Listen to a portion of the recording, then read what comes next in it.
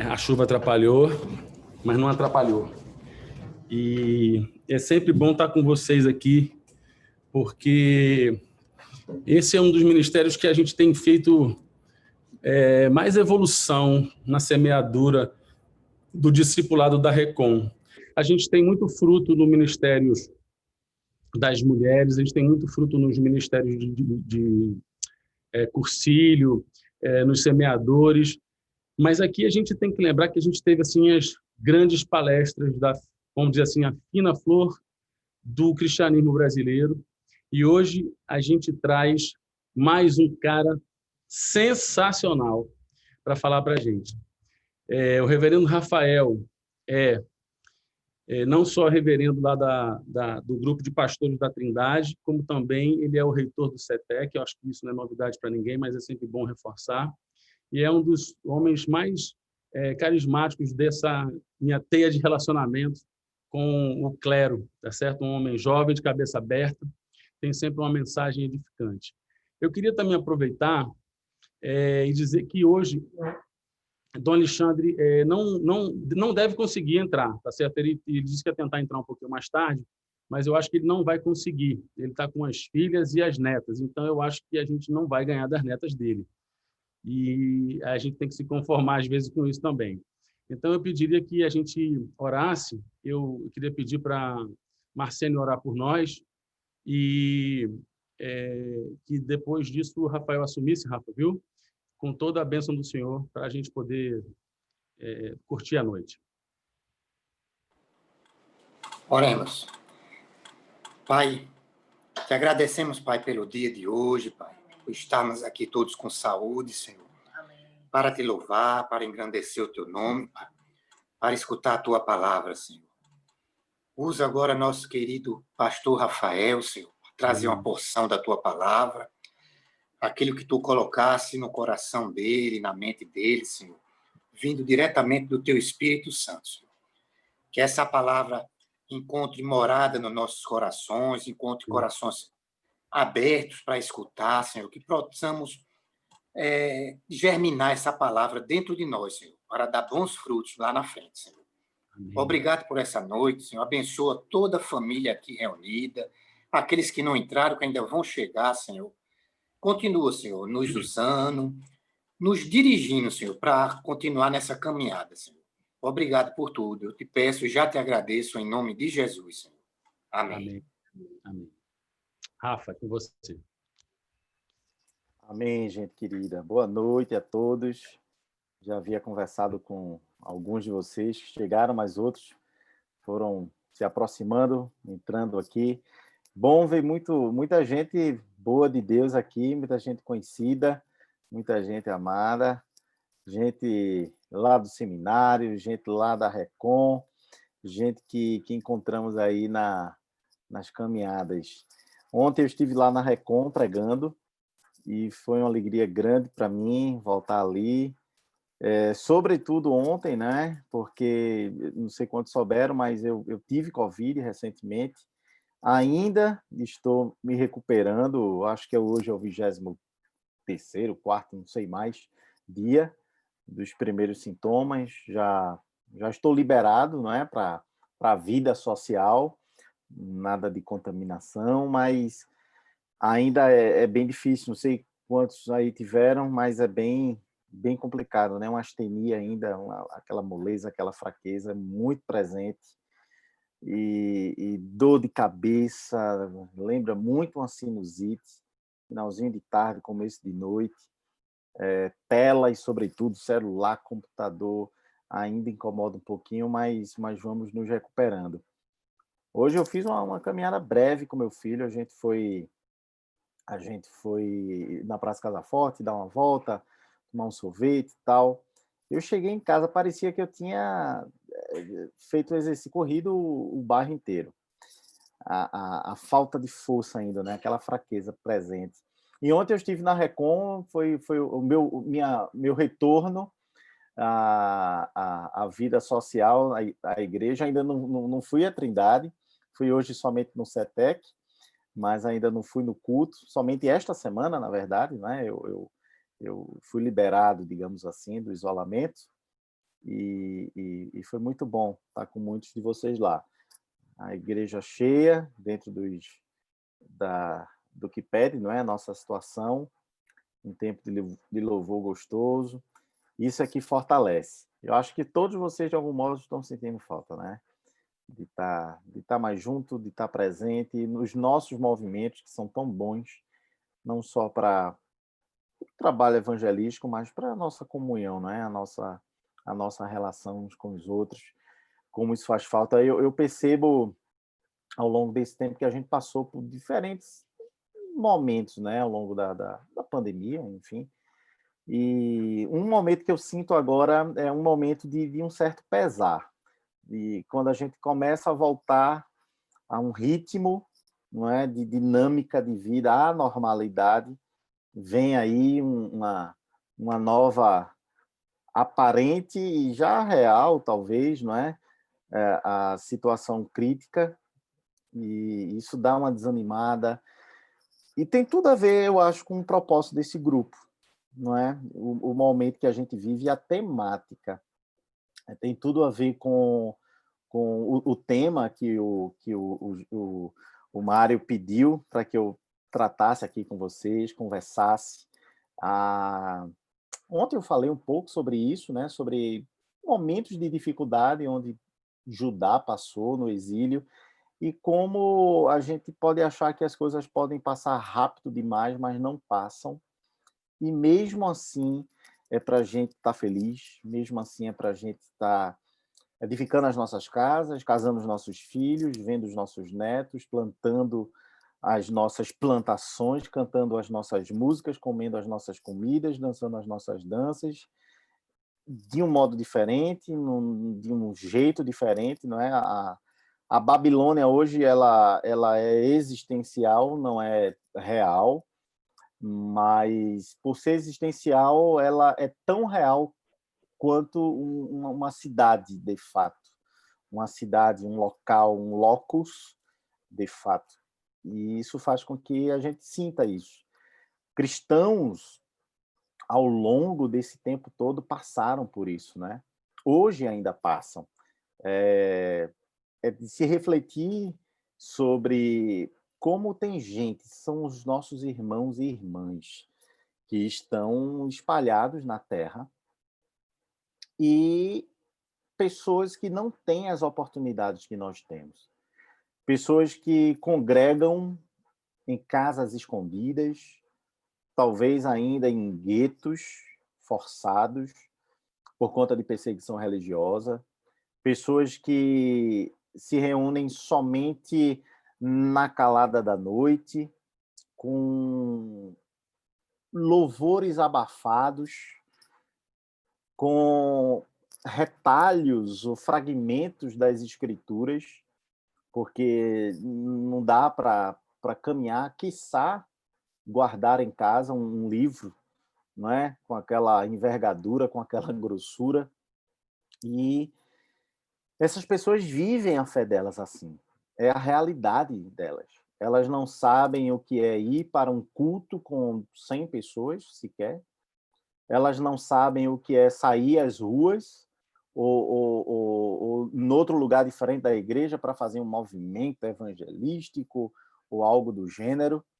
Elas não têm acesso a redes sociais para uma pílula diária de algo, um vídeo. A vida delas é essa aqui que estamos tendo, com 10, 15 pessoas, 20 pessoas, mas às escondidas, não é? Numa hora em que o mundo está começando a dormir, é a hora que se levantam essas pessoas para se reunirem, para se abraçarem, para compartilharem a fé. E isto ainda é uma realidade, não é? Há uma entidade chamada Portas Abertas. Eu acho que muitos de vocês conhecem. É uma história linda, né, dessa entidade. Eu não sei se ela tem uma organização, enfim, como ONG, como terceiro setor, enfim, mas ela fomenta missões, sobretudo em países de perseguição.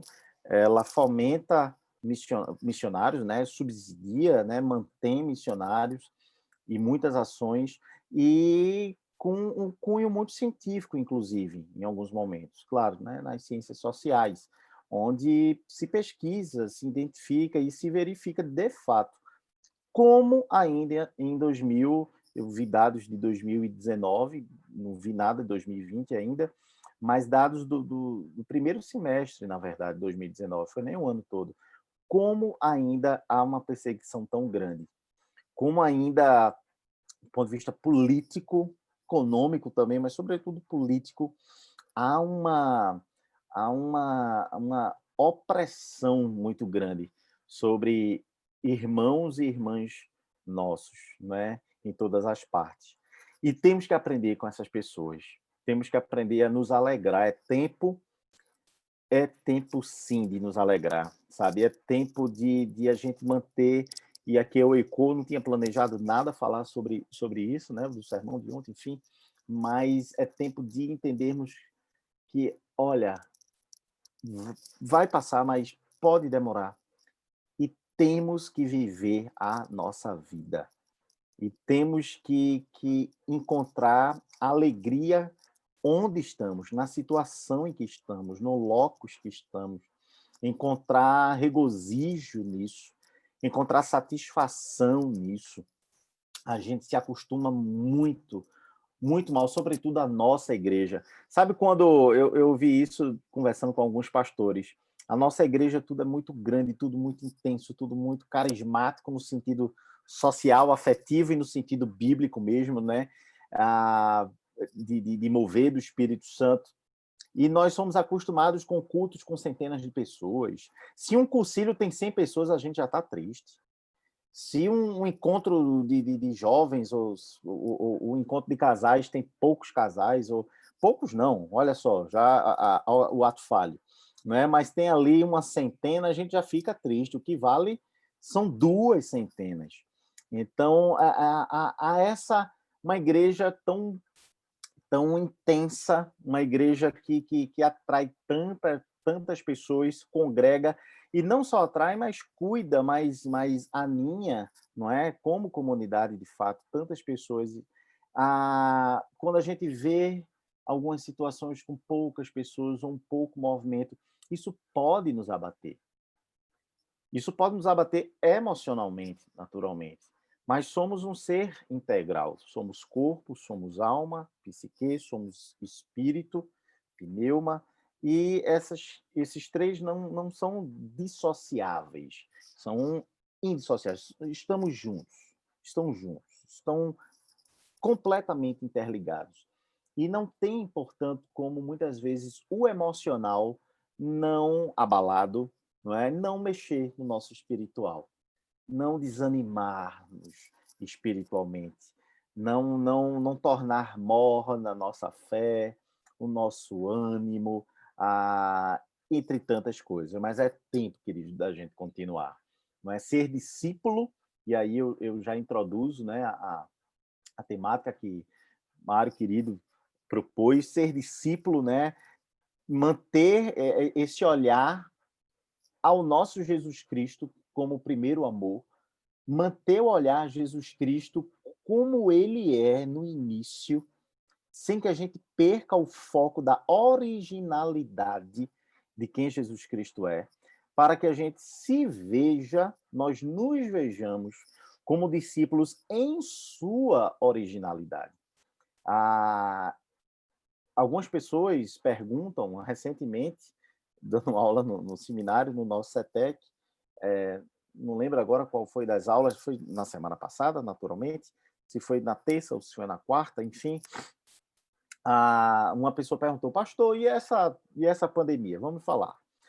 Isso é a vontade de Deus mesmo, isso Deus quer nos ensinar. A grande resposta para isso, queridos, que é da vontade de Deus, sim, claro, ele tem o comando de tudo, nós cremos assim. Se é da vontade de Deus, com um propósito ali cirúrgico específico para algo, ninguém consegue afirmar isso. Ninguém. As escrituras não falam sobre isso. Se algum profeta surgir a falar sobre isso, Deus usa, sim, profetas, mas, lamentavelmente, hoje tem muitos que querem observar nessas questões de mistério uma promoção pessoal, não é? Não preciso nem falar tanto sobre isso. E, lamentavelmente, as redes sociais aumentam mais ainda esse tipo de gente, né? Que quer se promover, na verdade. Mas a verdade é que a Bíblia fala que no final dos tempos haverá guerra, os rumores de guerra, doenças, enfermidades, fome, mas não sabemos quando é. Que cada vez está mais perto de Jesus voltar, sim, está, mas não sabemos. Talvez os cristãos que viveram em outras pandemias, não é? Ou epidemias locais, mas que foi avassalador, entenda que num mundo não globalizado, uma grande epidemia localizada numa área restrita tem cara de fim de mundo, porque não há internet, não há comunicação global, não é? Então, você vê ali na tua região uma epidemia, um surto epidêmico intenso, sem que vocês saibam o que está acontecendo no raio de X quilômetros. Não é? Você acha que é o fim do mundo, não só o fim da tua aldeia ou da tua vila ou da tua região. Então, pessoas que viveram a Segunda Guerra Mundial, pessoas que viveram a peste negra, né, a gripe espanhola, entre tantas outras, puderam pensar assim. Não sabemos. Mas sabemos de uma coisa, isso é fato. Isso que a gente vive veio a mexer com todas as estruturas, absolutamente todas as estruturas, não é, da humanidade. Política, econômica, cultural, sim, social, espiritual, emocional, absoluto, familiar, a ponto de mudar concepções, mudar o que significa amizade, família, relacionamento, não é? Estreitar com uns, distanciar com os outros. A gente viu que as redes sociais, a internet unem, mas não é suficiente. Vimos que a educação, por exemplo, uma área que eu trabalho bastante, remota, é uma grande tecnologia, mas ela não sacia. Funciona, mas para ser o padrão, não sacia, não alimenta completamente, não sacia-nos emocionalmente, cognitivamente, intelectualmente, afetivamente. Esse ambiente aqui é uma bênção, mas não sacia, nós sabemos disso. Nós, em poucos meses, provamos disso.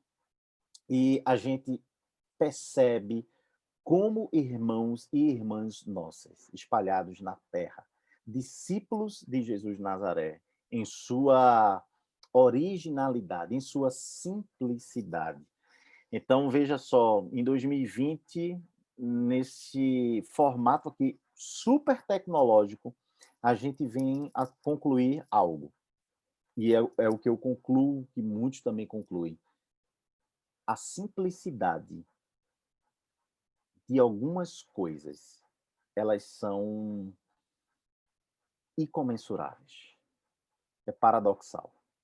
A simplicidade de uma sala de aula com um quadro, um giz na mão, e ali algumas pessoas ao redor, se há paixão e há o que ensinar, isso é o precioso.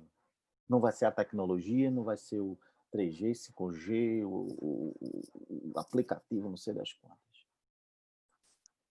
No nosso caso, a simplicidade de estarmos juntos, independente de onde estejamos.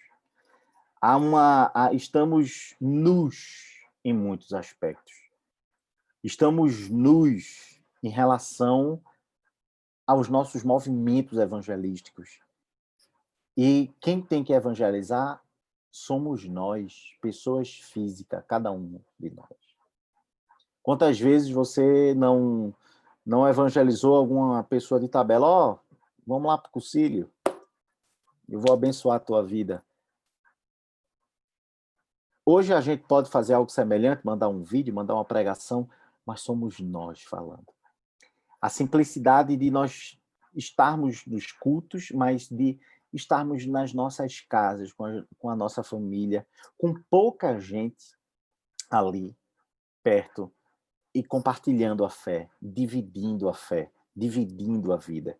Então, isso tudo tem a ver com a vida de ser discípulos.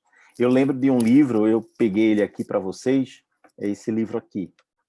Não sei quantos conhecem. Esse livro é um dos clássicos da literatura cristã contemporânea. É um livro publicado em 1980, exatamente, é O Discípulo. Está espelhado o meu, para vocês, o meu... Não é? A minha câmera.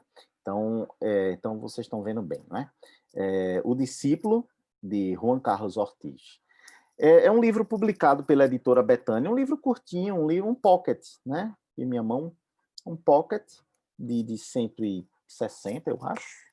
Pouco mais de 150, 173 páginas. É um livro, como falei, publicado exatamente, cravado, em 1980. Portanto, um livro de 40 anos, um livro jovem, mas um livro que é um grande clássico. Ainda é editado, tá? Ainda publicado e comercializado, uma capa naturalmente diferente. Esse livro ele foi escrito por uma pessoa, Juan Carlos Ortiz, ele é um argentino de Buenos Aires, parceria com Jorge Mitian, e, à época, o Bergoglio, que hoje é Papa, não é? O Papa Francisco, Buenos Aires viveu, nesta época, na década de 70, meados de 70 até meados de 80, Buenos Aires viveu um grande avivamento. Mas um avivamento genuíno, não foi avivamento com cara de manifestações, não é? As manifestações espirituais do avivamento de Buenos Aires, elas eram tangíveis na sociedade, a ponto de, por exemplo, prostíbulos fecharem, porque tinha escassez de clientes e funcionárias, não é, do local estavam abandonando suas vidas. Alguns bares que não tinham cara de nenhum requinte, mas eram lugares promíscuos, lugares realmente de uma desvalorização moral a bares e bares, e, sobretudo, estes estavam fechando, uma mudança tremenda na sociedade. E uma das causas disso aí, uma própria análise do povo, era a vida dos cristãos em sua simplicidade.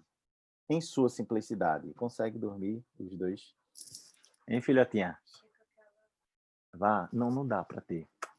Querem um louvor, porque tem que dormir com louvor. Hoje vocês vão cantando aí. Então, a simplicidade da vida daqueles cristãos, onde eles passavam a ter uma ideia que cada pessoa, claro, as igrejas funcionavam, as igrejas existiam, eram operantes, e 2 motivos eles deram a isso. Um motivo foi a unidade da igreja. O povo católico romano, ortodoxo e muitas igrejas protestantes, elas se uniram como uma só. Inclusive, eu tenho alguns desses relatos, onde o próprio Bergoglio, na época, ele já era cardeal, quer dizer, não sei se era cardeal nessa época, mas ele era o bispo de Buenos Aires, e Buenos Aires era semelhante ao Brasil, onde o catolicismo romano ele tem uma certa oficialidade, né? Oficiosamente, digamos assim, é a igreja principal, né? Daquela nação, e ele de joelhos, num ato público, com todos os cristãos, com todas as igrejas, pedindo que os pastores protestantes orassem, e isso acontecia uns com os outros. Então, o primeiro motivo foi essa unidade da fé. E um segundo motivo foi a ideia de que temos as nossas igrejas funcionando? Sim, temos, mas cada um de nós, cristãos, nós, pessoas físicas, vamos chamar assim, células, não é? Somos de fato essa igreja e temos que viver a vida do evangelho. Então, esse livro, entre outros, eles foram escritos, tanto Bergoglio como Juan Carlos Ortiz, como Emitian, publicaram alguns livros nessa época, e em todos eles a ideia era: vamos voltar à nossa originalidade, olha só que interessante, sem perder, claro, tudo que nós, como igreja, vivenciamos e construímos até então. E algo parecido, queridos, eu percebo muito hoje. Vamos manter, falando ao inverso, vamos manter tudo que nós conquistamos e construímos como igreja, como instituição, sim, que é abençoada, como estratégias missionárias ou de fortalecimento da fé. Nós somos uma igreja riquíssima do ponto de vista de esforços, ações ministeriais, não é? Todos nós sabemos disso. Então, vamos manter tudo isso. A gente consegue, um cristianismo moderado, a moderação de pensamento, prevê isso e fundamenta isso. É quando nós equilibramos tudo que nós construímos, tudo que nós somos, e com tudo que a tecnologia nos dá, mas sem perder, e abro parêntese, parece que nós perdemos às vezes, não sei se vocês pensam assim, a simplicidade e originalidade das coisas. A simplicidade e originalidade das coisas do discípulo tem a ver com o que é que eu faço para manter a fé de quem está do meu lado. O que é que eu faço para manter a minha vida espiritual? O que é que eu faço para evangelizar? A quem eu estou evangelizando? Quem eu estou discipulando? E a década de 80, em muitos lugares no mundo, e aqui no Brasil também foi, na nossa igreja isso começou a partir do início da década de 90, não é? A ideia sempre era discipular. Discípulos. Se nós somos discípulos de Jesus de Nazaré, o Jesus que a gente conheceu, ele deu uma ordenança dizendo: façam discípulos. Essa é a simplicidade e originalidade dos rudimentos da fé cristã. Quando nem o nome cristão ainda existia.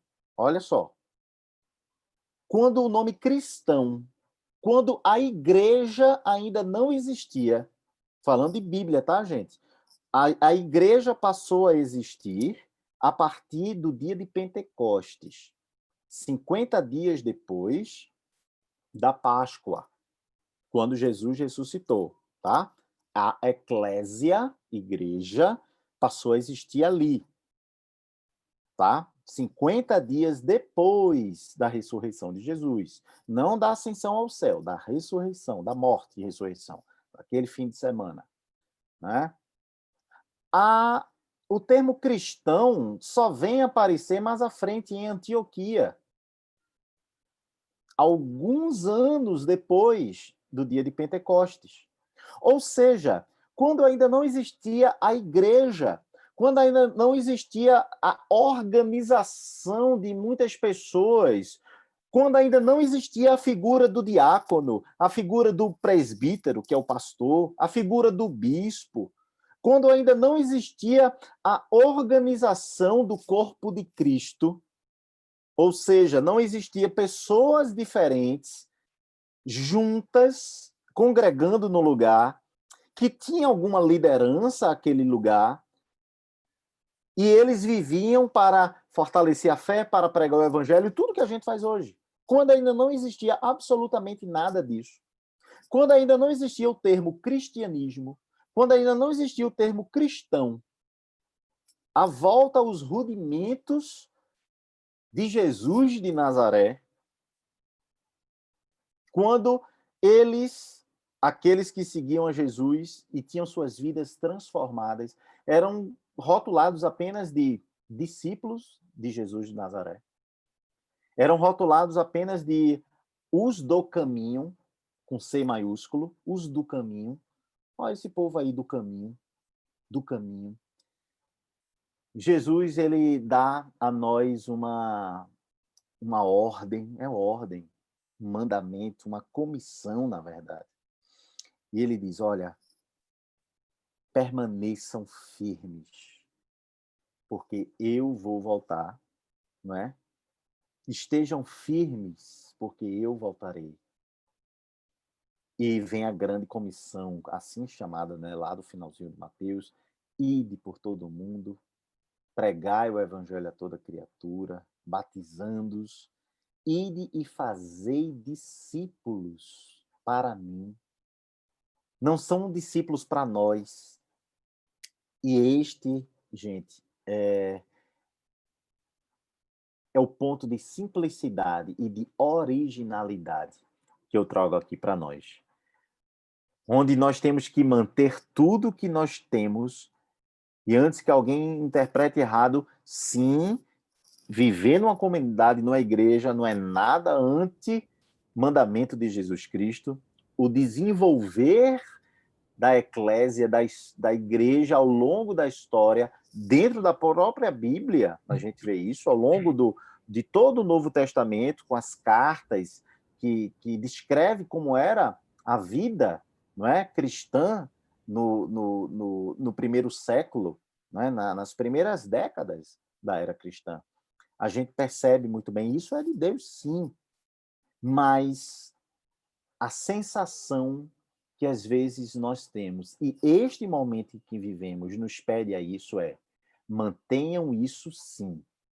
Mantenham grandes igrejas, mantenham movimentos evangelísticos, missionários intensos, mantenham a vida de tecnologia, usem o que tiverem, a criatividade, né? Se Jesus vivesse nos nossos dias, não ia condenar, não, o YouTube, o Instagram, um momento como este é meio de propagação da fé, claro que sim, mantenham tudo isso, mas, não percam a simplicidade do Evangelho. Não percam a originalidade do que eu planejei para vocês. Amém. Não percam isso. Então, o discipulado é isso, queridos. E fica uma reflexão minha para vocês. E eu creio que isso alimenta a tua fé. Quem você tem discipulado nesse tempo? Aqui nós temos pastores, diáconos, ministros comissionados, acólitos e acólitas, ministras, líderes, pessoas que lidam com decúria, com círculos, com os encontros de casais, talvez, cursilho, pequenos grupos, aqui mesmo é um. Mas eu vejo aqui não só gente boa de Deus, mas gente madura de Deus. Vocês que estão aqui sabem disso. Por isso essa minha palavra para este grupo, não é? Hoje eu perguntei, Mário, me diz aí como é que é o grupo, quem está no grupo. Ele me descreveu, eu disse, não, então eu orei, eu tinha planejado outra coisa, mas deixa eu falar isso então. Então, a questão é quem a gente discipula, quem a gente cuida, não é, de quem a gente tem alimentado. Eu sinto que o lado não negativo, não me entenda mal, mas o lado, todo conforto traz um quê? Traz uma perda, não é? A coisa mais banal, enfim, televisão, controle remoto. Então, todo mundo aqui, sem ofensas, mas eu me incluo, é da época que a gente tinha que ir lá, né? Eu lembro da que tinha no quarto dos meus pais, era aquela branquinha aí, para rodar. E a da televisão era uma Sanyo, se eu não me engano, era mais moderna, era um botãozinho. E o botãozinho era muito inteligente, porque era um botãozinho que tinha assim um negocinho verde. Aí quando você apertava o botão, ficava vermelho. Não era cor, não, era uma paleta que mudava, né? E aí, muitos daqui são mais experientes ainda do que eu, já sabem muito mais disso. E vem o controle remoto, é uma bênção de Deus. Mas tem o seu lado negativo, é ou não é? Traz um comodismo, traz a obesidade, né? O sedentarismo.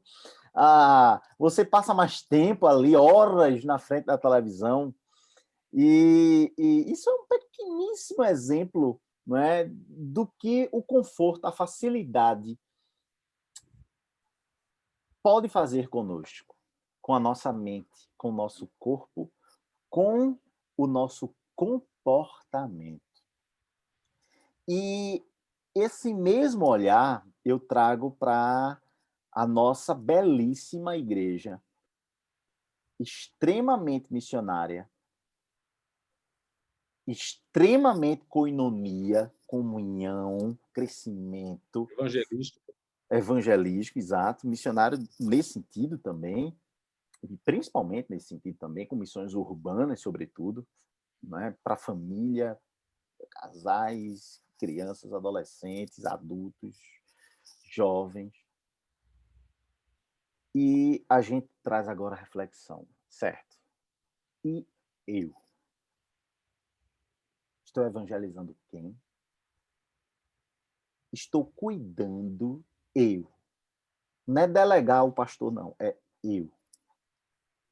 Não é convidar para o cursilho, não. Eu.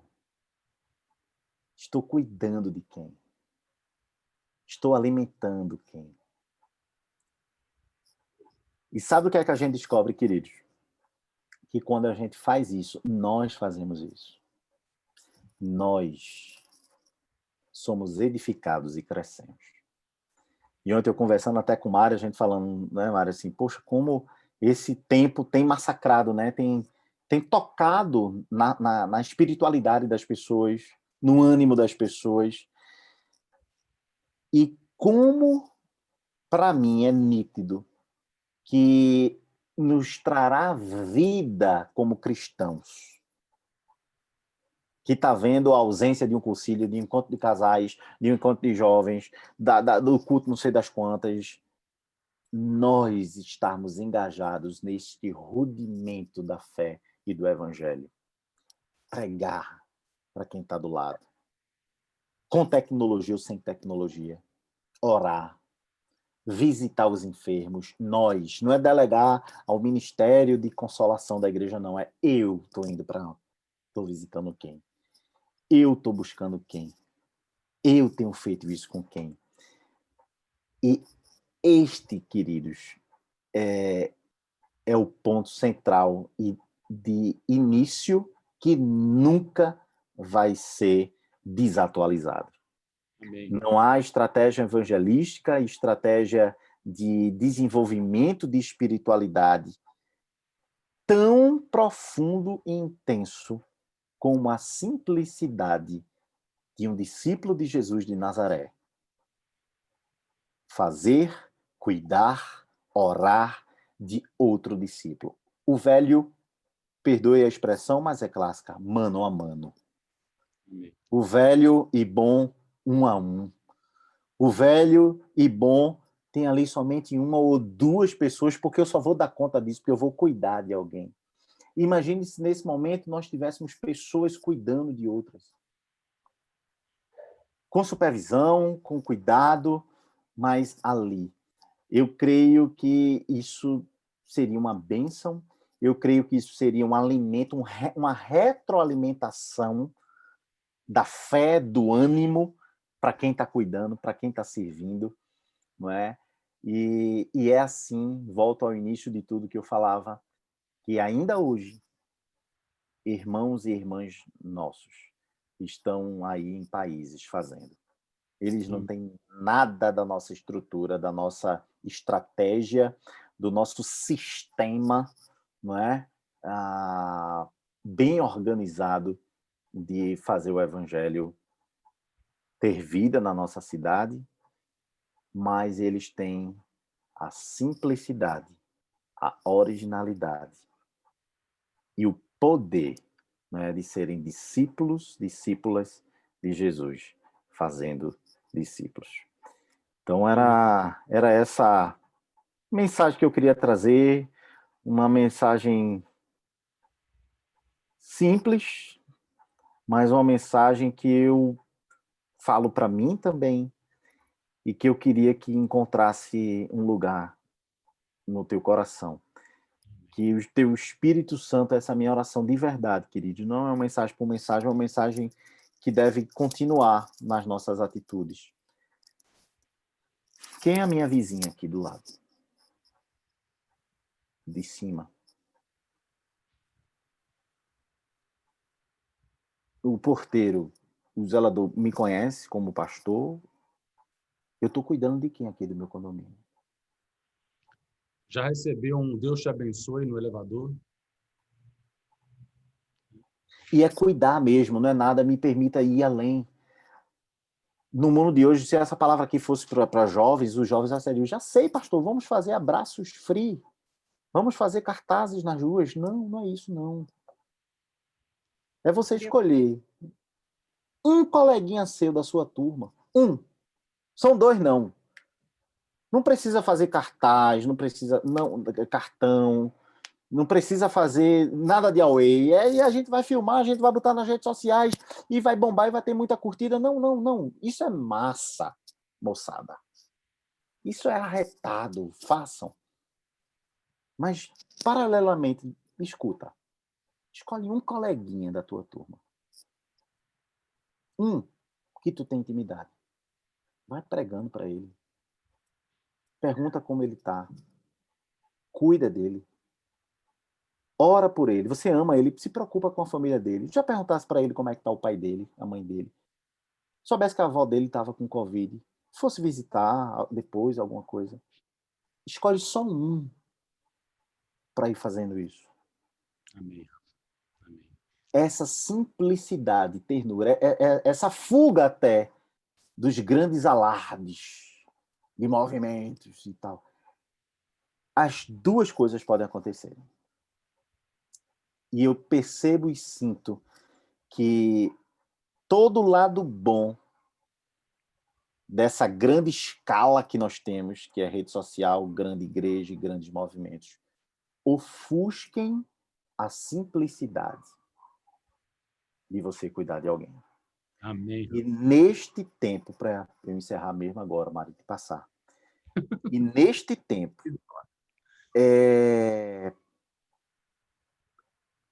eu percebo com a gente, meus irmãos e irmãs, isso, eu tenho falado muito isso para mim, como a gente precisa voltar a isso. A irmã lá perguntou, não sei se é da vontade de Deus, não sei se vai ser o fim do mundo, mas uma coisa eu sei.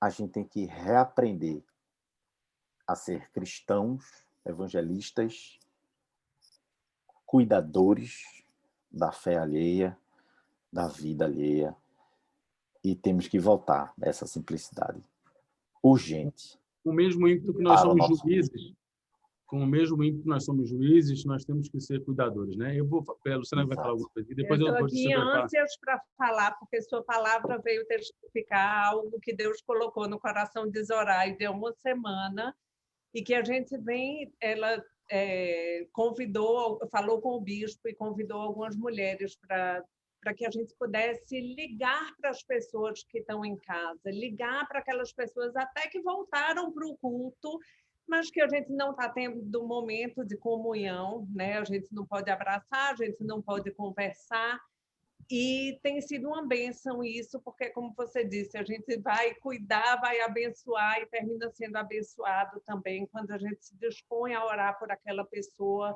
Tem a turma mais idosa que coitado, está isolado, que a família muitas vezes não pode visitar para não estar levando Covid, e termina que aquela pessoa fica, coitada, sofrendo muito mais, né, do que uma pessoa mais ativa, que acessa telefone, que tem, como a gente tem, né, mídia social, enfim. e tem sido maravilhoso. Eu acho que várias aqui desse grupo, as mulheres, né, ou receberam as ligações ou fizeram as ligações, e a gente está tendo a oportunidade de ser igreja fora do templo. E isso realmente tem sido um tempo de bênção para a gente, um tempo maravilhoso. E quero agradecer, porque Zoraide foi obediente, mais uma vez, à voz de Deus, e levantou esse movimento, e sua palavra hoje foi realmente para testificar tudo isso. Amém. Eu vou, Rafa, distribuir a palavra aos outros, mas como eu estou ficando velho, eu me esqueço dos insights que eu tenho. Deixa eu roubar aqui uma coisa. Você repetiu várias vezes isso aqui, a simplicidade, a originalidade da atitude de ser cristão, né? E a gente fica sempre jogando um pouco da culpa disso na própria dinâmica do mundo, na pressa do mundo, né? E acaba tendo uma sensibilidade grande para as coisas escatológicas, para as coisas extraordinárias, e realmente vai deixando o ordinário de lado, né?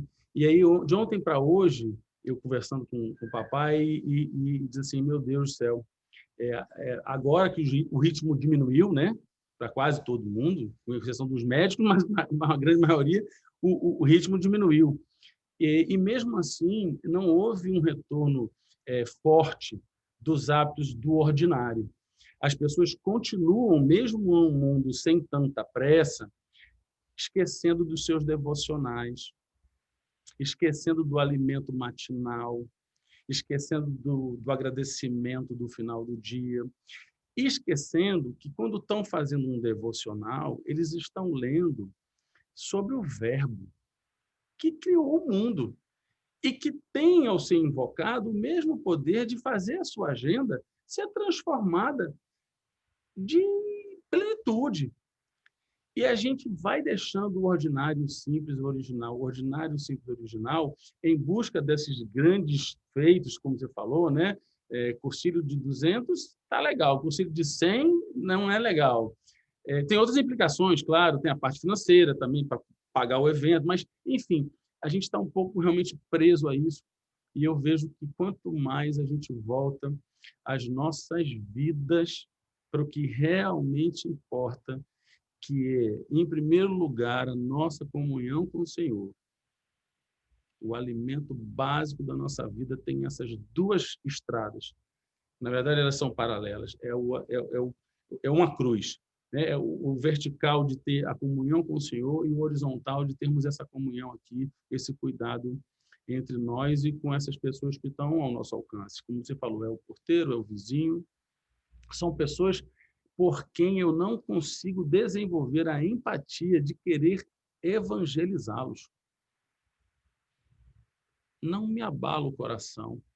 Como a gente tinha aqui na esquina do nosso prédio, um menino de rua que eu confesso, ele foi invisível para mim durante 2 anos. Eu saía com os meus cachorros, passava na frente dele e eu jamais olhei para ele com olhos cristãos.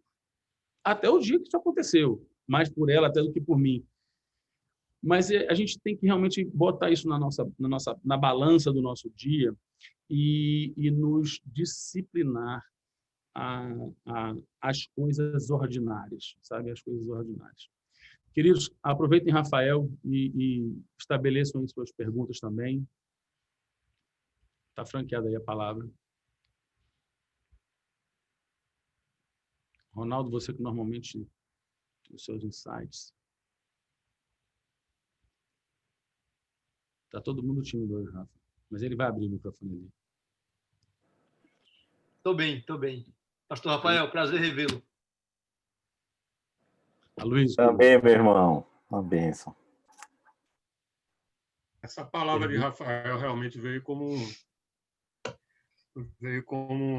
um alento para nós que trabalhamos com os encontros de casais, encontros de jovens. A gente estava no dia 15, quando a igreja fechou, de março, a gente estava, era uma segunda-feira, na sexta-feira estava tudo pronto para a gente iniciar um encontro de jovens num novo espaço, num novo local, um negócio assim sensacional, que era ali no GGE, uma equipe motivadíssima, e foi aquele balde de água fria na gente, meu Deus do céu. E tem sido muito difícil, realmente. A gente estava acostumado com isso, como muitos aqui estão acostumados com os cursilhos. E a gente está procurando se reinventar aí, e fazer algumas outras coisas dentro das possibilidades, mas que realmente a vocação evangelística, né, da nossa igreja, e intensa, como o Rafael usou essa palavra aí, ela define realmente a Trindade, a Recon, as outras paróquias, enfim, é muito intenso mesmo.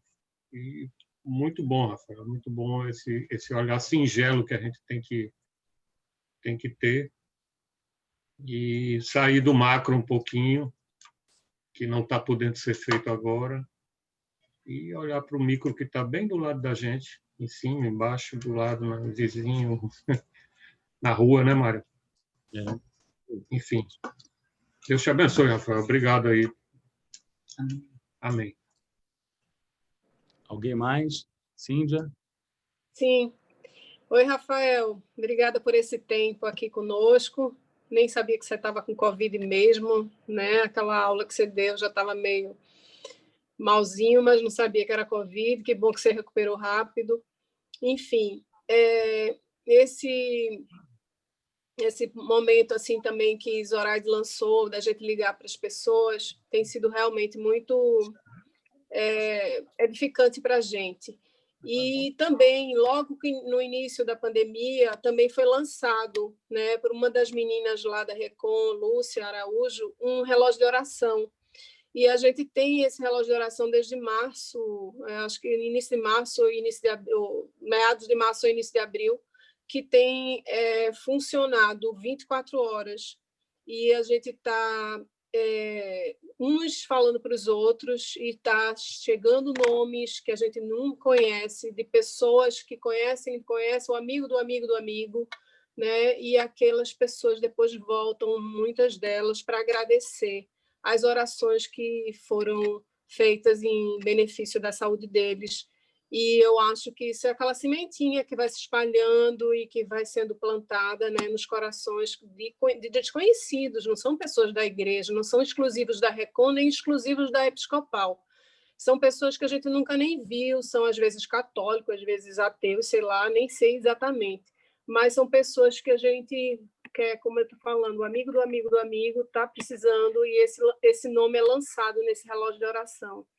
E eu acho que é um pouco, né? É um pouco do que a gente pode fazer também nesse momento.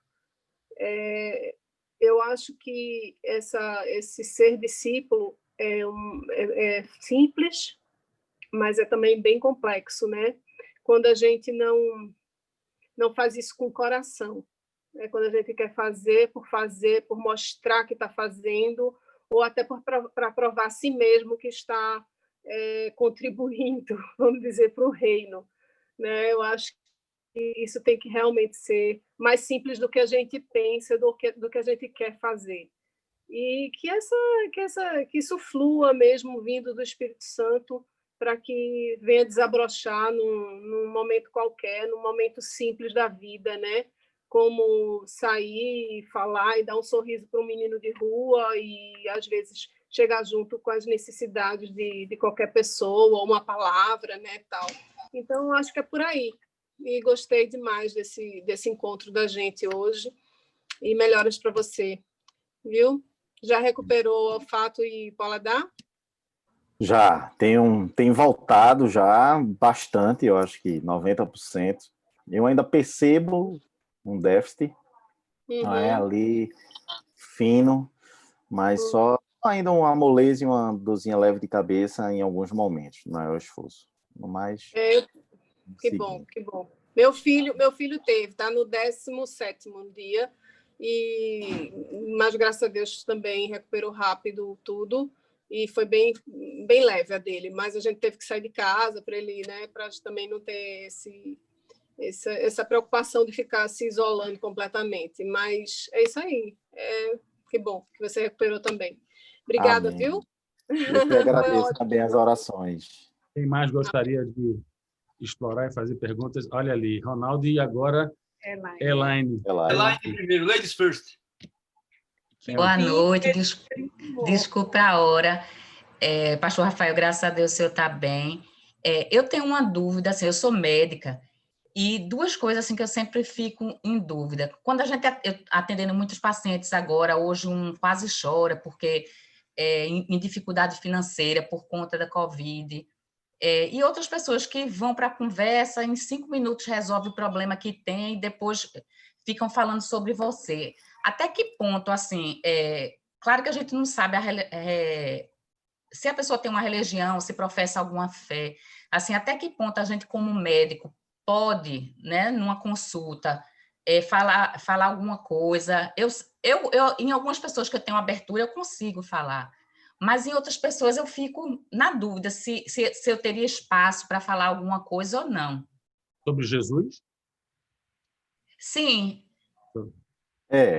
Veja, eu sou fisioterapeuta, né? E trabalho com a educação de profissões da área de saúde. E a deontologia é uma das áreas que eu faço parte de comitês de ética, de bioética e deontologia. Deontologia ligada à ética, tá, gente?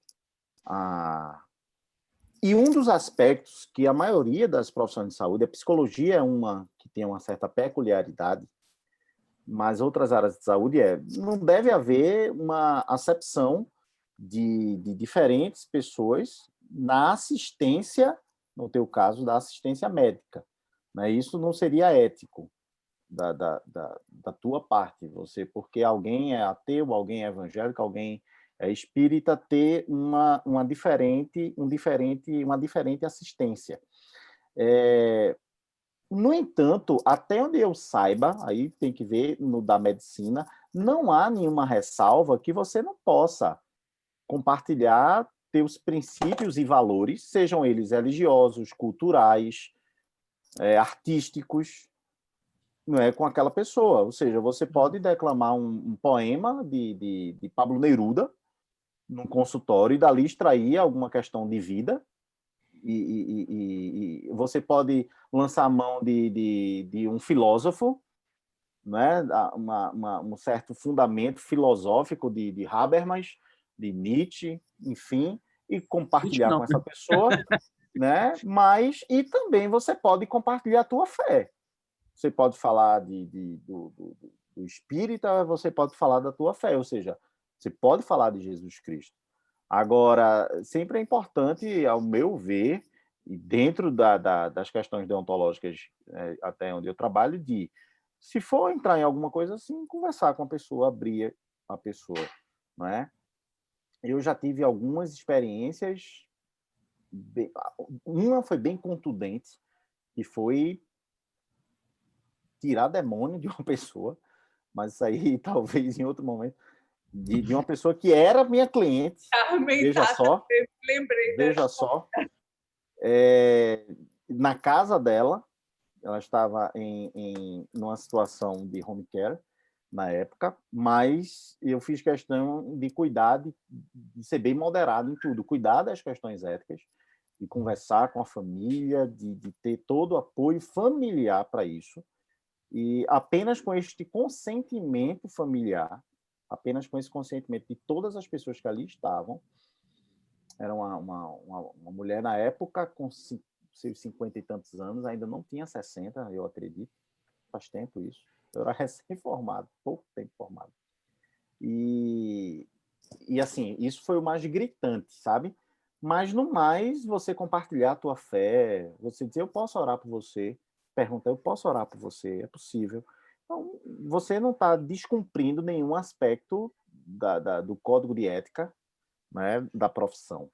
Na psicologia, há algumas certas ressalvas, porque o que você não pode na psicoterapia, sobretudo naquelas onde o psicólogo ele tem mais, digamos assim, o método, né, a corrente da psicoterapia pede mais uma ação até, né, verbal do terapeuta, não só observacional, de ele inserir muitos aspectos, não é, religiosos, culturais, né, conceitos pré-estabelecidos e dali pautar o tratamento. Aí tem certas ressalvas. Mas mesmo assim, há algo que é imperioso, que é o paciente. Então, né, se você não está fazendo nada para o mal dele, aqueles 4 postulados da bioética, né? A beneficência, né? Não maleficência, a autonomia, né? O cuidado. Então, se você vai fazer algo para ele que não vai causar mal, não vai causar dano, se você vai fazer algo para ele que é bom, é benéfico, e, sobretudo, o princípio da autonomia é o mais importante. Você vai fazer algo para ele que ele permita que você faça, sendo ele alguém de maior, responsável por si. Em tese, até aplicar uma injeção, você tem que perguntar: você quer que eu aplique em você? Você quer você quer tomar esse remédio? Se ele disser não, o médico não pode. Não é assim que a gente não pode seguir. Não é com a autonomia do paciente. Esse é um princípio. Então, se ele diz sim a tudo, se ele entende que você vai orar por ele, que você é cristã, e se ele está aberto a isso, a receber isso, eu não vejo por que não continuar. É que eu acho que a preocupação da Elaine... Desculpa, viu, Ronaldo? Vou te dar a palavra já. Eu acho que a preocupação Ronaldo é médico também. mas está muito ligada também, não só essa divisão de momentos, mas na própria naturalidade com que ela, sendo cristã, acima de ser médica, veja a colocação que eu estou fazendo. Ela, sendo cristã, acima de ser médica, naturalmente os comportamentos éticos dela tendem por um caminho cristão. Sim, sim. E aí, às vezes, essa fronteira não está clara na consulta. Às vezes, essa oportunidade não acontece na consulta, às vezes acontece em outras. Né? Então, eu acho que, Elaine, você tem que... O que eu tenho feito muito na minha profissão hoje em dia, que lido com gente de todo tipo, porque a construção civil ela tem esse tipo de característica, gente rica, gente pobre, gente arrogante, gente humilde, gente vaidosa, gente simples, gente impaciente, gente, né? Eu coloco sempre o meu caráter cristão hoje acima de tudo o que eu faço na minha vida. Tudo, absolutamente tudo. Agora, eu não pauto isso de uma forma direcionada. Isso vem naturalmente diante das circunstâncias. Com essa pessoa funcionou, com essa pessoa não funcionou. Entendeu? Ronaldo, desculpe. Vamos lá. Obrigada. Depois eu quero falar também, viu? Quer falar antes de mim? Não, pode falar. Eu falo depois sobre isso aí, da minha experiência pessoal. Tá. Eu vou começar só sobre o que a Elaine falou, e pastor Rafael também. Eu acho que o segredo é esse. Tereza costuma fazer isso quando ela tinha mais contato com os pacientes, de perguntar: posso orar por você? Nessa hora, 100% ninguém nunca disse não. Né? Mas você corre um risco de dizer: não, eu prefiro não, porque eu sou isso, eu sou aquilo, e não gostaria, não. Tudo bem. Mas o acompanhante, às vezes, se mete e diz que não também. Eu costumo dizer o seguinte: eu não aguento mais, isso não é mantra, isso não é nada, mas eu não aguento mais ouvir alguém dizer assim: vai dar certo. Ou então dizer assim, eu digo assim para a pessoa: amanhã, se Deus quiser, eu venho. Aí ele faz: ele quer. Aí eu digo: amigo, essa teologia é controversa. Né? Ele quer. Às vezes ele não quer. Às vezes ele não quer. Então, assim, aí o cara para começar a rir quando o cara... Conclusão, eu acho que a gente sempre pode falar, se for fazer uma oração, que é uma coisa mais formal, pedir a autorização ao paciente, ou ao acompanhante, se o paciente não está consciente, como o pastor fez, chama a família, etc. Mas o que a gente tem que ter cuidado é de não querer fazer converter o indivíduo ali naquele momento, o cara que não tem nada... Então, assim, fazer uma coisa... Né? Claro, pode ser, mas não a gente querer fazer por a gente e ficar insistindo, ficar feito... Eu acho que tudo tem o bom senso e a boa... Agora quanto à palavra do pastor, eu concordo que a gente tem que fazer boas obras, né? Não para ser salvo, mas fazer boas obras. Mas o que eu entendi que ele quis dizer é evangelizar, né? É ir lá e falar de Jesus e tomar conta daquele indivíduo do ponto de vista de ensinar. Ou seja, é fazer com o que Jesus fez com 12. E também, claro, Jesus fez com 12 com quem passou na frente dele, mas aquele compromisso com aqueles 12 que ele tinha, de dizer assim, vou te preparar em 3 anos, e disse não, mas sabia. Eu entendi isso. A gente tem que pegar e eu ser discípulo de Jesus para aquele indivíduo e ele ser um seguidor, não é seguidor meu, mas só estar colado de mim. E eu passando tudo de Jesus para ele através do Espírito Santo, obviamente. Então, assim, isso é discipular difícil. ele, discipular, cuidar. Perfeitamente. É isso aí. Isso é difícil. É simples, mas é complexo. A gente pode fazer da forma simples, mas como alguém já disse aí, mas é complexo, né? Compromisso, ele lhe ter, embora você seja igual a ele, mas ele lhe ter como uma referência que vai acabar tendo do ponto de vista humano, ele vai ter uma referência ali, aquele cara, ele que está me... Como a gente tem de pastores, naturalmente, sem querer colocar o pastor em lugar errado nenhum, mas tem dos pastores. Então, assim, é muito... Você tem que se desprender, você tem que se dedicar tempo, você tem que... É cristão, né? É o cristinho. Ser o cristão... Tá bom. Pastor, muito obrigado pela palavra. Amém, meu irmão. Carmen. Oi. Boa noite. Desculpe aí que eu entrei um pouco tarde, a gente pegou um pouco de trânsito, eu não tinha dado ainda boa noite para vocês, mas o que eu queria conversar com relação a isso que a Elaine colocou, viu, Elaine? É a minha experiência pessoal, né? Eu também, no início, eu tinha muito medo, mas o Senhor é que vai lhe dando essa ousadia, né? À medida que você vai ficando mais íntima do Senhor em determinadas coisas, ele vai lhe mostrando em determinados momentos, lhe sinalizando que você tem que entrar. E isso começou acontecendo no consultório. De repente, eu recebia um paciente e sentia uma certa angústia, sentia que a pessoa não estava bem, e eu dava dica, eu abria a porta, tipo assim, falava alguma coisa de Deus, e se desse a brecha, por várias vezes, assim, quando você entra mais no íntimo da pessoa, a pessoa começa a chorar. Era a primeira reação que eu via do paciente. E aí, quando começa a chorar, você chega perto, você sai da sua cadeira e chega perto. E, às vezes, só você tocar no ombro, a pessoa se derrete, às vezes ele abraça. Já teve circunstâncias da pessoa pedir para o acompanhante que estava do lado sair do consultório e se abrir comigo. Então, assim, eu já tive experiências lindas dentro do consultório com relação a falar de Deus mesmo, porque as pessoas, quando vão lhe procurar no consultório, principalmente no meu caso, querido, com doente crônico, elas nunca estão bem, elas estão sofrendo, elas estão inseguras, elas não vão procurar porque querem comprar uma casa nova, não, elas vão lhe procurar porque estão com alguma dor, com algum sofrimento. Então, assim, é um momento ideal para você falar de Jesus. E elas realmente recebem muito bem isso. Eu até hoje não tive nenhuma rejeição nesse sentido. Teve uma delas, inclusive, que a partir dessa conversa, eu aprofundei mais a conversa com ela, acabei desconfiando que ela podia ter um câncer de garganta, que ela estava meio rouca, orientei ela a procurar, e ela foi e foi tratada. Quer dizer, o Senhor sinaliza. Outra coisa que eu queria colocar assim, eu nunca entro no consultório, nem nunca vou atender um paciente na hora que me chama sem antes orar.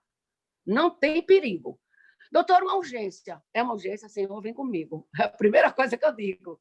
Vamos lá. Né? Tu ama muito mais do que eu, tu quer o bem muito mais do que eu. Então, assim, eu não entro nunca no consultório sem orar antes. E aí eu acho que é por isso que o Senhor sempre sinaliza. E essa questão do demônio é a minha primeira experiência que eu tive com o Satanás foi dentro de um salão de hemodiálise, na frente de todo mundo. E eu fiquei muito apreensiva, porque eu nunca tinha lidado com isso. Mas era um pacientezinho meu, um adolescente, que eu tinha um carinho muito grande por ele. Ele me chamava, inclusive, de tia Carmen. E aí, toda vez que ele chegava para a diálise, que eu chegava perto dele, que ia conversar, o menino convulsionava na máquina, convulsão. Mandei para o neuro mandou medicação. Tinha até uma história de que, antes dele entrar na máquina, eu tinha que fazer um anticonvulsivante, para poder o menino entrar na máquina, ele dialisava sedado e o menino convulsionava. Um belo dia, ele estava nessa convulsão e me chamaram quando eu cheguei lá. Aí ele já estava sedado, eu já tinha feito o anticonvulsivante e ele continuava convulsionando. Eu botei a mão na cabeça dele e orei. Eu simplesmente botei a mão na cabeça dele e orei em silêncio. Em silêncio, sem pedir permissão a ninguém, ali uma cadeirinha junto da outra, eu em silêncio botei. E pedi ao Senhor para libertar ele daquele sofrimento, que eu não sabia que era Satanás. Eu só pedi para o Senhor libertar ele daquela doença que não tinha cura. E aí, daqui a pouco, quando eu vi, o olho dele começou a revirar e ele trincou os dentes e disse: sai daqui que eu te odeio, ele é meu. E foi aquele batalha e eu dei o ré assim, mas Deus é tão bom que tinha uma técnica de enfermagem atrás de mim, ela me empurrou. Disse: vá, doutora, pode ir, estou aqui lhe revestindo. Que eu nem sabia que eu era crente nem nada. E foi um momento lindo. E depois a gente mandou esse menino para um culto de libertação, ele foi.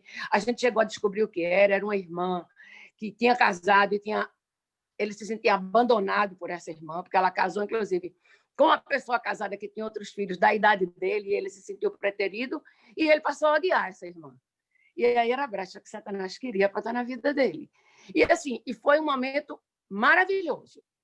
Então, o que eu queria colocar aqui era isso, era que a minha experiência é que sempre que você entra num consultório, ou entra num plantão, ou entra numa clínica e pede o Senhor para vir com você, o que acontecer, ele está ali. O que acontecer é da vontade dele. Na hora que você se coloca assim à disposição dele, é isso que eu faço todo dia quando eu abro meu olho, as coisas pintam. Pintam porque o Espírito Santo vai mandar, né? E não vai ser você, vai ser o Espírito Santo que vai lhe conduzir. Se você verdadeiramente acorda e diz a ele: ó, estou aqui, estou na tua mão, faça de mim o que quiser. E outra coisa que eu queria colocar é na sua pregação ontem, pastor, que eu achei muito bom, até comentei isso com o Roberto, a questão de que as pessoas vão ao culto na quarta, aí abastece, aí tem que voltar no domingo para abastecer de novo. Por quê? Porque o abastecimento é emocional. Ela não se abastece na fonte de água viva, ela se abastece emocionalmente. E se aquilo não chega, ela vai, daqui a 3 dias, está precisando de novo do alimento. E eu até comentei isso com ele com relação ao nosso ministério do GAC, que é um Ministério de Dependentes Químicos, que eles ficam assim, em pavorosa, argumentando que estão recaindo porque não tem reunião do GAC. Quer dizer, não tem a reunião tem. Toda quinta-feira a gente continua se reunindo virtualmente. Mas não vão virtualmente, porque diz que tem que estar lá, tem que ter o abraço, tem que ter o olho no olho, e aí voltam para a droga, recai, tarará. Quer dizer, é porque eu até comentei, isso que o pastor falou agora tem muito a ver com o que a gente está vivendo no ministério. Que as pessoas, eu acho, que vão à reunião, não porque vão em busca. Se o Filho vos libertar, verdadeiramente sereis livres. Né? Vão em busca daquele quinhão que recebe naquela reunião, daquela palavra, aquela reflexão, né? Daquilo que recebe no culto. E é isso que tem que ser mudado dentro das pessoas. Né? A fonte não é o que vai sair da boca do pastor ali naquele momento, não é emocional. É quem você vai trazer para dentro de você e que vai lhe conduzir durante uma semana, 3 dias, um mês, um ano, o que for. Né? Porque o que é que você passar, ele está ali com você para lhe fortalecer. E o que vier, em termos de aconchego do outro, é ganho, é plus, né? É o conforto, mas não está na dependência sempre de ter que ouvir a mensagem emocional. Eu achei muito bom e me despertou para isso dentro do nosso ministério. Amém pela sua palavra de ontem, foi muito linda. Eu não estava lá, porque eu estou isolada, eu vi pela internet, mas foi fantástico. É quase como se a gente buscasse uma antecipação do galardão. Eu quero o meu pedacinho aqui agora, e na verdade, a gente está fazendo o contrário do Nex. Né? Então, eu acho que essa oscilação ela é muito fruto de um mau entendimento do que é o verdadeiro caminho. O caminho é um caminho em que a gente vai se deixando. A cada passo você vai ficando um pedacinho do que você era e esse caminho vai se transformando numa outra dinâmica que é o enchimento desse espírito. E vai fluindo. E transforma o caráter que você está deixando para trás num caráter capaz de pensar como Cristo, agir como Cristo, perdoar como Cristo, amar como Cristo, zelar como Cristo, exortar como Cristo, que a gente não tem conseguido exortar como Cristo. Enfim, alguém mais, gente? Para a gente não prender muito Rafa também, que já são 21 e pouco. Mário, posso falar agora? Olha só! Estava aqui caladinho ouvindo e não ia falar, mas louvo a Deus pelo testemunho de Carmen. A gente já viajou junto, já conversamos muito, mas ela nunca tinha dado esse testemunho para a gente. E fiquei impactado. Eu já vivi muitas coisas assim, e algumas coisas, e eu achei muito interessante a palavra de Rafael, dizendo que a gente escolhesse uma pessoa para evangelizar, não precisa nem ser duas, uma. E eu digo assim, eu prefiro ser dito pelos meus amigos do mundo, que Rocinho está insuportável, porque só fala de Jesus, do que não falar de Jesus.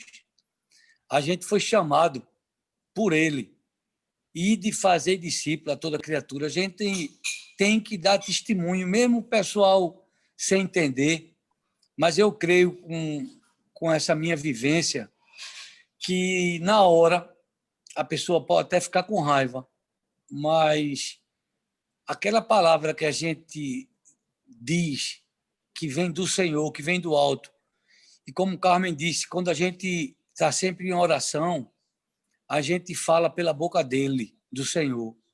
E a gente tem que realmente ser um cristão autêntico. É melhor ser um cristão autêntico, tentando ser parecido com Jesus, do que, como Dostoiévski diz, aquele cristão 007 que ninguém conhece. Então, é o agente secreto. Então, a gente tem que falar do amor dele mesmo. E, quem sabe, aquele cara que diz que a gente está insuportável, um dia vai lembrar daquelas palavras ditas por nossas bocas, que vai fazer a diferença. Mas adorei a palavra do pastor Rafael, adorei ouvir o testemunho de Carmen, muito legal, que tenham mais reuniões do discípulo, em nome de Jesus. Amém. Queridos, então eu acho que pelo avançar da hora a gente podia concluir, mas eu queria que a gente concluísse com uma coisa muito importante para a nossa igreja. Tereza, minha prima, eu posso pedir uma coisa para você? Eu queria que você orasse especificamente pelo pastor Pablo. E por Marluce. E por Marluce. Marluce? Marluce acólita, que está entubada, também com Covid. Não.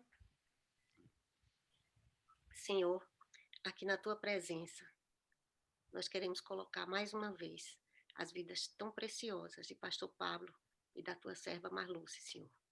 O Senhor é o médico dos médicos, o Senhor sabe todas as coisas, o Senhor sabe o porquê de todas as coisas, Senhor. Te pedimos, mais uma vez, derrama da tua bênção sobre ele, Senhor. Tira toda a enfermidade, conduz para as suas residências em paz e com saúde, Senhor. Amém. Vai agora, Senhor, no leito daqueles hospitais e faz um milagre, Senhor Jesus, se essa for a tua vontade. E que se não for, que a gente possa entender e aceitar. Mas nós cremos, Senhor, nós cremos na tua infinita misericórdia. Queremos agradecer pelo pastor Rafael, pela sua disponibilidade, por ter sido usado tão grandemente pelo teu Espírito Santo, Senhor. Abençoa que ele se recupere completamente dessa doença e que seus filhinhos possam dormir em paz, ouvindo ainda um louvor dormindo. Amém. E a todas as famílias aqui presentes, Senhor, todas as famílias aqui representadas, que o Senhor também derrame da sua bênção de saúde, de paz, de sabedoria, de discernimento, que tudo que a gente faça seja guiado pela luz do teu Espírito Santo, e que o Senhor faça resplandecer a sua face sobre nós. Em nome do teu Filho Jesus, nós pedimos e agradecemos. Amém. Amém. Amém. Amém.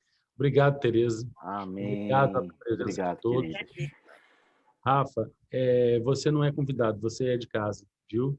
Amém. Eu Eu amo agradeço vocês. mais a sua disponibilidade lá nos Semeadores, na nossa catedral, aqui hoje, viu? Estou muito grato de coração. Rafa, vai ter que Amém. abonar a falta de Elode, Cíndia e a minha, que a gente não Eu pensei nisso no meio, viu? ocasiando aula hoje. Eu pensei nisso. Essas meninas são da turma da segunda, essas três. E eu também. É verdade, Elaine tá. E também, Elaine tá lá. É. Mas tem a gravação e vocês podem assistir na quarta, se puderem, né? Na quarta-feira tem um repeteco da aula de hoje para outra turma. Que bom, gente, ver vocês. Olha, e vocês todos são queridíssimos, queridíssimas. Né? Thalia, Ana Lígia, que eu nem falei, né? Mas coisa boa lhe ver. Ó quem está aqui, como gente. É bom. Ó quem está aqui. Olá! Ele veio fazer saúde. Ele dá um crente agente secreto, escondido. Agente secreto. Ele veio fazer cirurgia de catarata. Aí veio aqui para casa. Estou aqui no hospital. Doutor Rossini a é meu geladeira médico. ele, Cíndia. Doutor Rossini é meu médico, foi boa. Doutor Rossini é meu médico. Ele que está cuidando de mim. Deus abençoe. Vamos orar por você. E é de meia hora ele vai lá no quarto, aí bota uma gotinha de colírio, abre o olhinho, aí alisa a minha cabeça. Deus abençoe vocês, meus irmãos. Amém. Deus abençoe. Ore pela recuperação dele total, viu, minha gente? Porque ele fez um, né, e depois acho que vai fazer outro. E tem uma diabetesinha aí é bom para cicatrizar logo, né? Como diria meu primo Ronaldo, vai dar certo. Se Deus quiser. Ele quer. Aí quando acaba de mais ele quer. Já deu, em nome de olha Jesus. assim, opa. Crente. Aí, Ronaldo, aí conclui com a todos nós. Deus te abençoe. A todos nós. Todos né? nós. Ou então pior, meu pai. Painho, Deus lhe abençoe. Obrigado. Gente, um abraço. Rafa, mais uma vez. Amém, meu irmão. Pode chamar sempre estarei com alegria. Beijo, gente. Deus abençoe. Obrigada, Tchau. pastor. Tchau, gente. Boa noite. Roberto, um beijo. Você virou crossfiteira igual a filhota, foi? Quem? Ela Carmen. Você virou crossfiteira igual a filhota